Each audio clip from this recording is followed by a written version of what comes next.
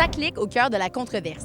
Après plusieurs échecs et d'énormes dépassements de coûts, la plateforme numérique de la SAAC continue de fâcher nos ministres et d'amener beaucoup de questionnements sur sa mise en place. Mais la plateforme Ça clique vaut-elle réellement toutes ces complications politiques et financières? Il y a eu des dépenses faramineuses pour une plateforme qui est semi-fonctionnelle. Fait que je pense que c'est important d'aller au fond des choses. Ça reste un peu bancal et chiant et problématique comme plateforme d'une manière générale. C'est sûr que là, c'est un peu n'importe quoi, là. Ça s'est fait trop à la dernière seconde, ça a été trop improvisé, mais oui, ça mérite d'exister, mais il faut le préparer à l'avance. Ce projet va coûter au total 1,1 milliard de dollars, soit 500 millions de plus que prévu. C'est quand même 500 millions de plus qui a été dépensé. Qu'est-ce que tu en penses?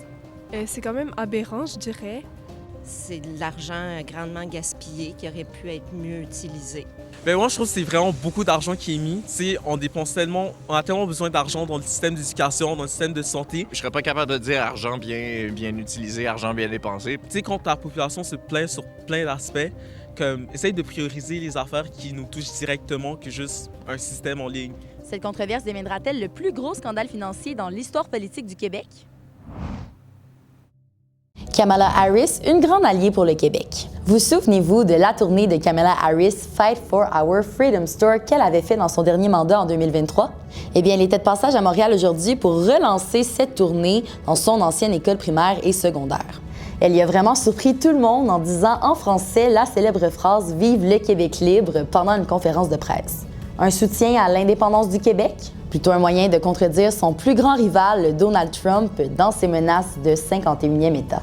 Autre fait intéressant, le nom de Mark Carney a été soulevé par Mme Harris. Candidat à la chefferie du Parti libéral du Canada, Carney serait, selon elle, la meilleure chose pour les Canadiens et même pour les démocrates.